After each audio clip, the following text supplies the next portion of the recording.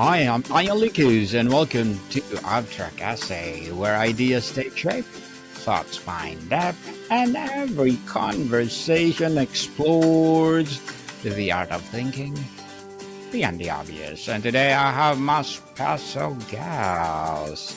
He's a professional speaker as well as an author too, and the author of the book The Six Pillars of Effective Leadership, no other than Mr. Jim Carlough.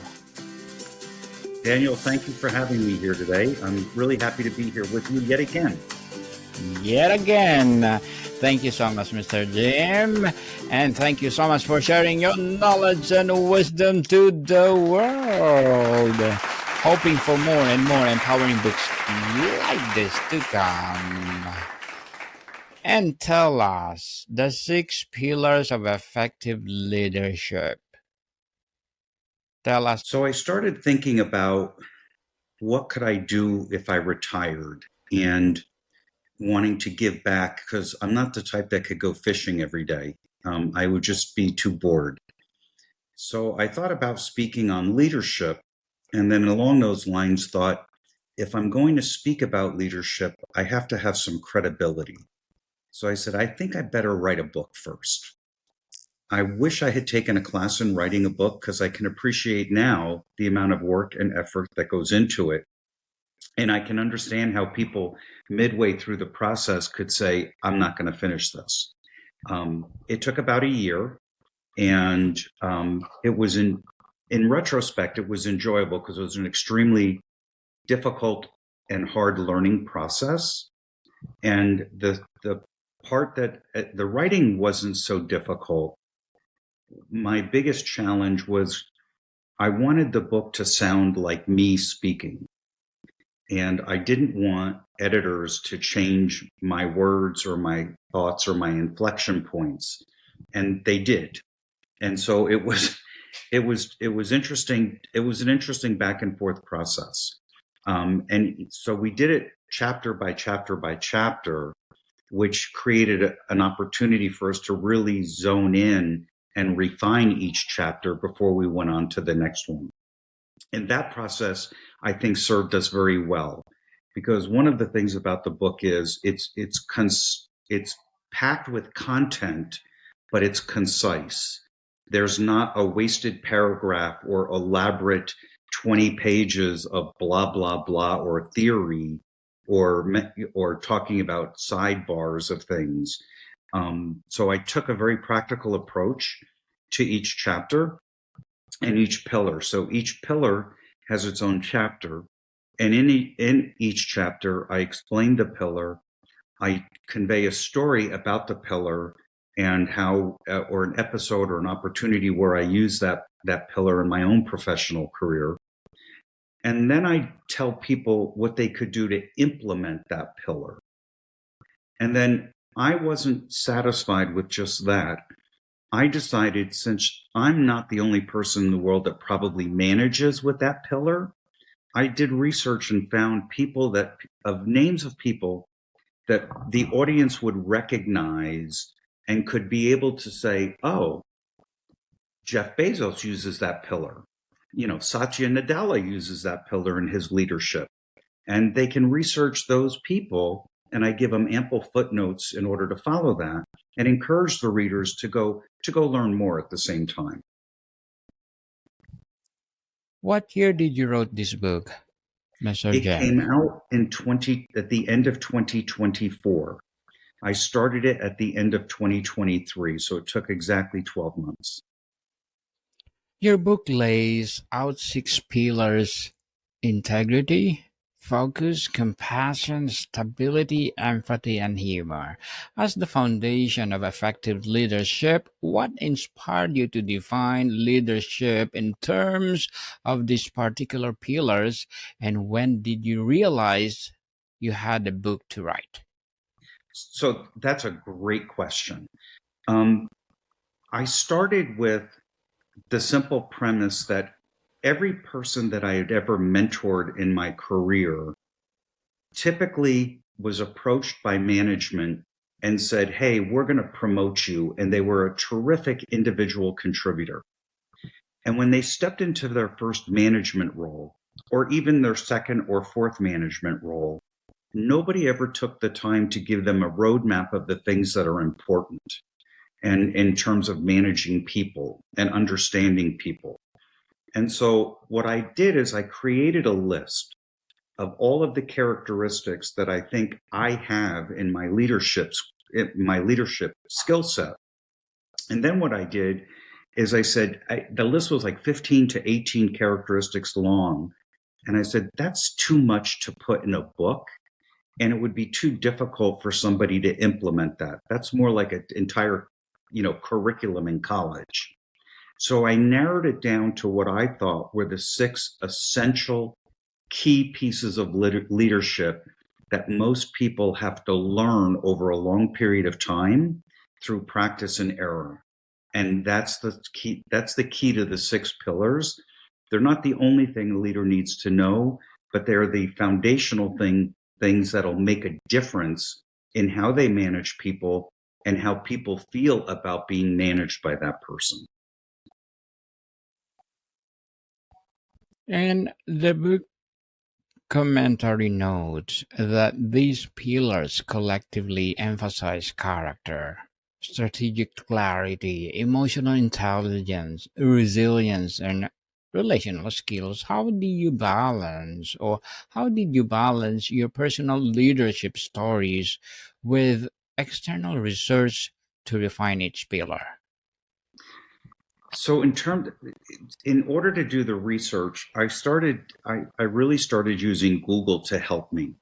And I started with simple things like tell me leaders who use integrity in their leadership style. And I would then take that information and go dig further into that person. So for example, the first pillar, which is integrity, which I say is non-negotiable. I think I do it justice with the reference to Satya Nadella, the chairman and CEO of Microsoft, or the CEO of Microsoft. When he came into Microsoft in 2014, he made it his passion and key principle that they were going to operate with absolute clarity and integrity.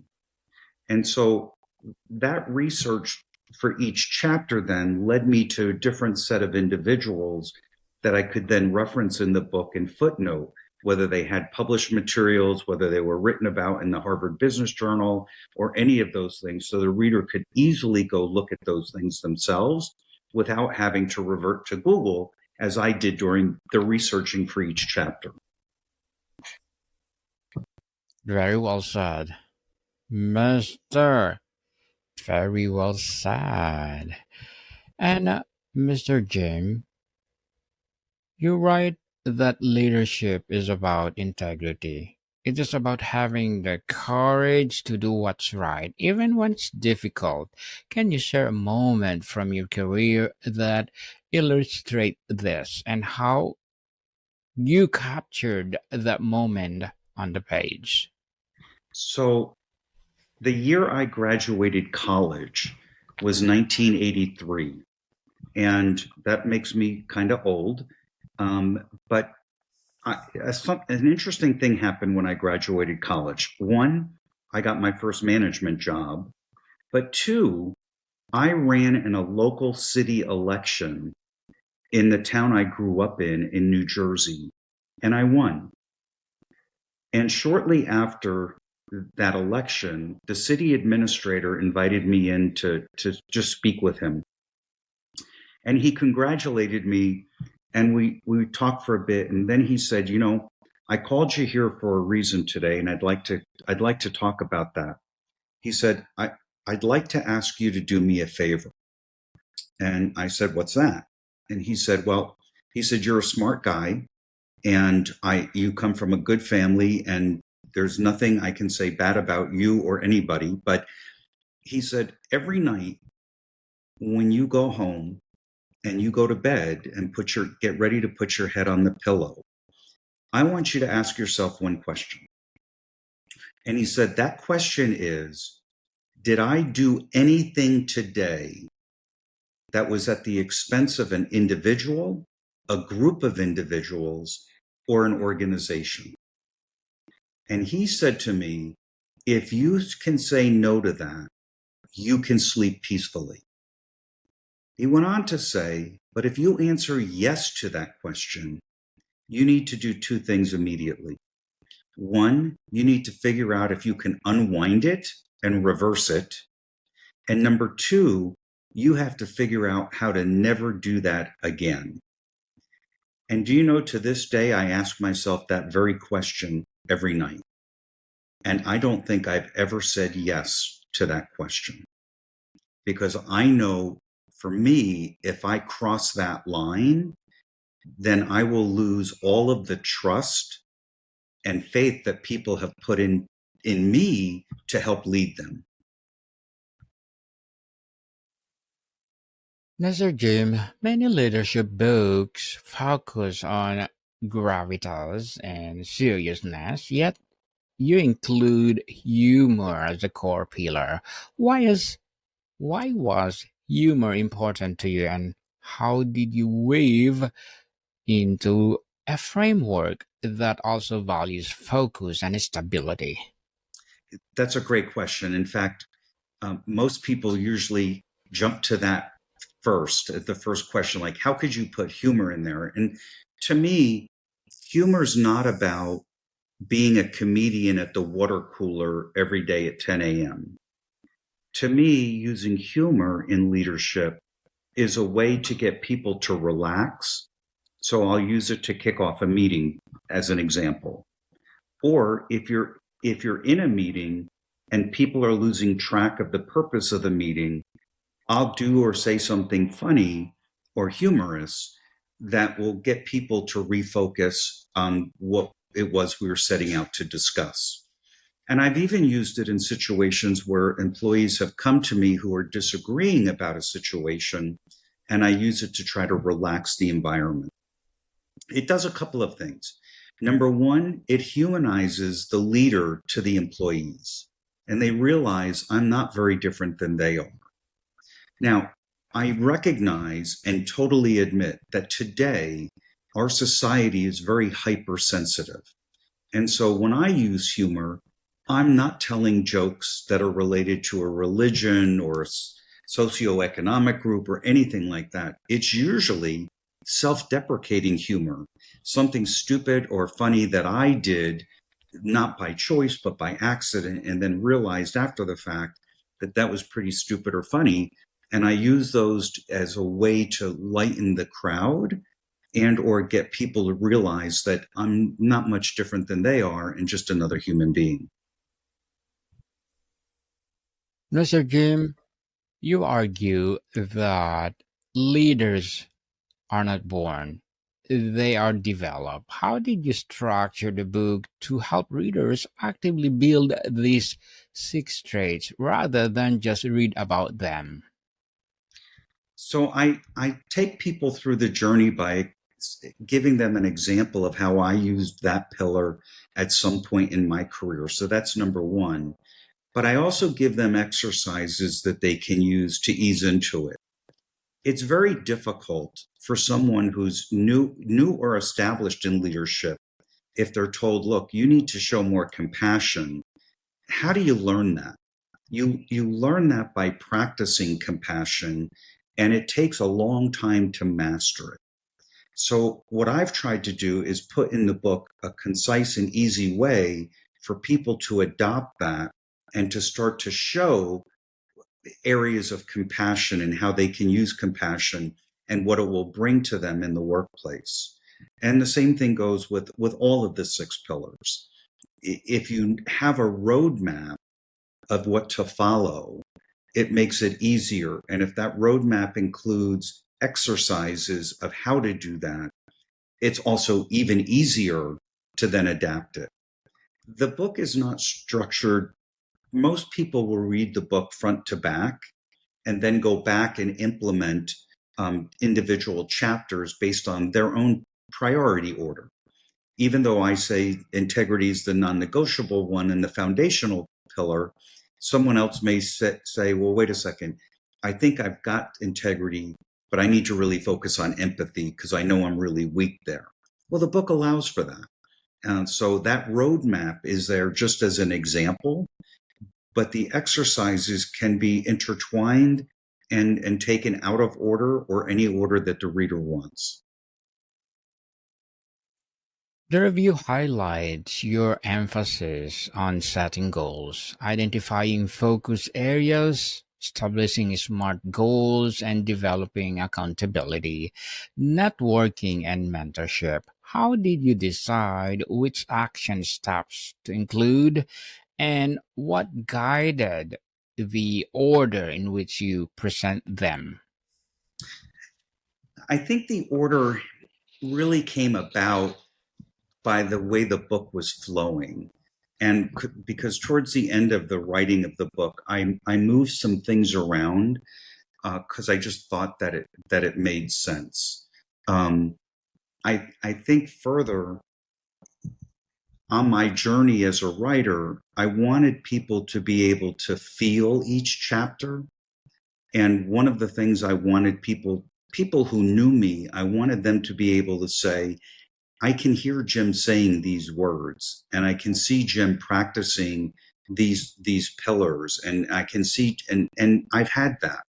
And so I've been very, very lucky to have had success with this book so soon, and the fact that since it's the first book I've ever written. Mr. Jim, you discuss the importance of soft skills, even as technology reshapes work. How do you tackle a challenge of convincing data driven readers about the value of compassion, empathy, and humor? Great question again, Daniel. Well, here's the one thing I can say about technology, and especially artificial intelligence. Artificial intelligence will allow us to work faster and more efficient, but it's not going to replace us. That human element and that human interaction between people will continue to guide us. It's just that you'll use research that you may have gotten via the artificial intelligence in that process. So I don't see artificial intelligence replacing a workforce. I see artificial intelligence making the workforce smarter by using it and more efficient. So you may not need as many people, but it won't replace everybody. The book touches on the evolving landscape of global and remote teams. Did writing during or after the COVID-19 pandemic influence how you address stability and connection across distances? So I think all of the pillars, and I had a professional reviewer do a book review on the book, or he chose to do a book review on the book. And what he said in his review was these aren't brand new items that I'm talking about, these characteristics, but they are timeless and they have evolved. And I do think that pre and post COVID, what changed dramatically was you weren't in an office anymore, and most of your interaction was like us today on a Zoom call or a podcast. But it put us more at a distance, but not necessarily removing the face-to-face capability or the face-to-face touch points. I know for me, during COVID, when everything was remote, I had more formal scheduled meetings with my direct reports to make sure that they knew that we were still operating a business and trying to be as efficient as possible, even though we couldn't be in the same location. So even though somebody couldn't walk next door to my office and knock on the door, they could easily get me through instant messaging or a Teams chat or a Slack chat and say, "Hey, I got a quick question. Can you have a minute?" And we could still be highly productive as if you were still in an office. And to this day, the majority of our organization is remote, and we've got over 500 employees. Mr. Jim, you emphasize cultural intelligence, appreciating diversity, tailoring communication, and building trust across cultures. What stories or research did you draw from to illustrate this, and how did you ensure the discussion felt authentic? I think we have to accept everyone for the way or the background that they have, and be an all inclusive, non discriminatory environment. I have always behaved that way and performed that way. Everyone has their own strengths and weaknesses. And those strengths and weaknesses make them unique. And it just gives a leader an opportunity to help them get better at the things they're not as good at and refine the things that they are good at. And for me, I found that quite natural. And it was very easy for me to have a diverse group of people working in my organizations only because I was accepting of that and I understood that everyone would have different needs. I think leaders sometimes forget that, and leaders forget the individuality of each of their employees. To me, it's very important for a leader to be able to understand when one of their employees is having a bad day, even if they don't express it verbally. Take the person who normally walks into the office with a cup of coffee in the morning, smiling and cheery, but you see them walking in the office one day and their head's a little low. Their coffee's kind of not up near their chin, but down at their waist side. That's an opportunity for the leader to interject and make sure that everything's okay in that employee's life. Could be they had a car accident on the way to work, or somebody's ill in their family, or unfortunately, maybe somebody passed away in their family. It's an opportunity for you to interject and to be able to assist that employee in a time of what I'll call challenge, whether that's a personal challenge or professional challenge. And I think as their leader, I have a responsibility to ensure their safety and make sure that they know that they'll be taken care of if there's something going wrong. Mr. Jim, reviewers praise the book's concise and writing style. How do you decide what to leave out versus what to emphasize? And did you have a sacrifice any favorite anecdotes during editing? I I did not sacrifice any of the anecdotes that I wanted to put into the book. And it's interesting because the book is concise, but that's also how I am in writing or an email or uh, even writing a paper to support work we're doing or something. I like to be concise and not have a lot of non-placed filler material, because I think when you put filler material in, it gives people the opportunity to daydream and go off topic, as opposed to being very focused and getting the point across and making sure you're reinforcing that point. So I think my natural style in doing that is directly reflected in the way the book is written in its concise manner. Your work aligns with thought leaders like Simon Sinek and Brené Brown. How did those influences shape your writing, and how did you ensure your voice remained distinct? So I tried. So I do. As you can tell behind me, there's a lot of books behind me. I do a lot of reading. And I've read a couple of Simon Sinek's books. I have not read the woman's books, unfortunately, but I have them on my list. So I'm always reading and trying to better myself as well. And one of the things I try to get across in the book is that of mentorship and why that's important. I had great leaders and mentors for much of my career. I had some leaders that I thought were far better than others, but that's the way the world is run today, and that's the reality. But what I wanted to make sure was that I stayed true to who I am, and that anybody who reads that book, and knows me can say that's exactly how he managed when I worked with him. And so I've stayed very true to that. And I think, I remember as a kid when my parents would say, don't lie to me. Tell me the truth because it's difficult to keep the lie accurate time and time again. And so I wanted to make sure that when somebody looked at this book, they really felt it was coming from me and not coming from somebody's use of AI or some other methodology. Mr. Jim, with our 30 years of leadership experience, you must have countless examples. How did you choose which personal experiences to share for each pillar and where they are that were too personal or sensitive to include? Um, I tried to pick examples, and you're right. I have a lot of stories from being in leadership for so many years, but I tried to pick examples that would humanize the book and also be relative to almost any reader who reads the book. So, for example, on compassion, I talk about a situation when I was in middle school and not even in a professional work life. And the person that showed that compassion was the principal. And so the book is not entirely, well, they're all stories that involve me, but it may not necessarily be a story of an action that I took.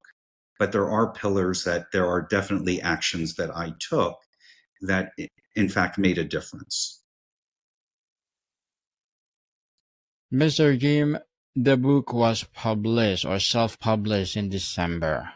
What motivated on 2024? What motivated you to self-publish and unexpected challenges or freedoms that would route bring to your writing process? So number one, having never written a book before, I didn't think if I took my concept to any book publisher that they would think I had any credibility. And self-publishing has become so big and popular. It also is a less expensive route in order to get a book published because you're not printing hundreds of thousands or 10,000 or 5,000 copies of a book at a time, which is what a publisher will do and ship them out in mass only to have them sit on a bookstore shelf. So the downside is when you self-publish, a lot of the outlets like Amazon will print them on demand and not, in fact, have an inventory of them. Although I have learned that locally, Amazon is keeping some of my books in stock because there's a lot of orders that come from a radius of around where I live because of my network of friends and family as an example.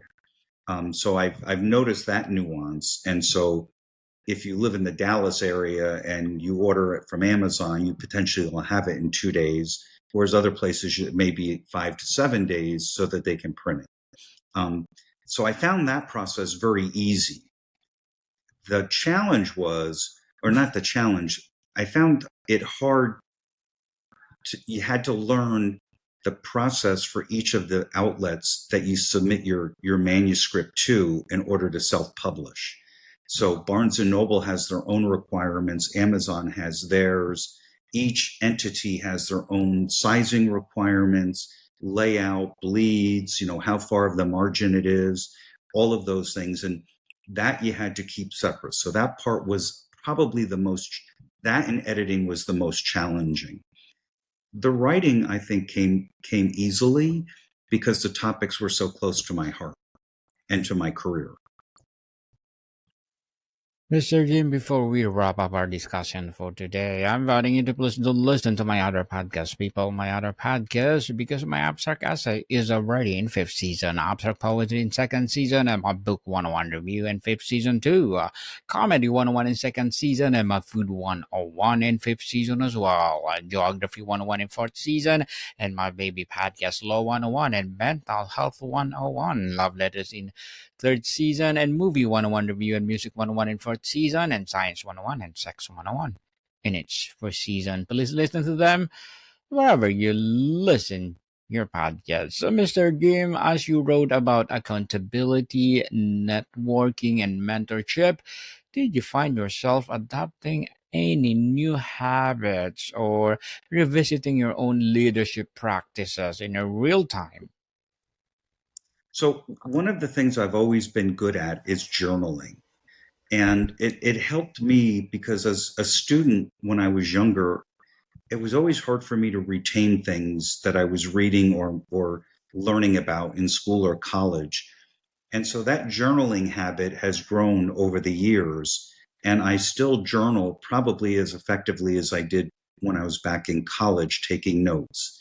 And so between journaling and mentoring, those are two things that I think people should really focus on to better themselves. Yes, indeed. Truly, truly empowering book, Mr. Jim. And can you please invite our listeners to support your debut book? Daniel, thank you for having me here today. This has been a pleasure to see you again. Yes, people, let's support Mr. Jim. The Six Pillars of Effective Leadership, available where books are sold. So, Mr. Jim, thank you so much for your time. Daniel, thank you. Thank you for having me again. I truly appreciate it. More to come, people. See you soon.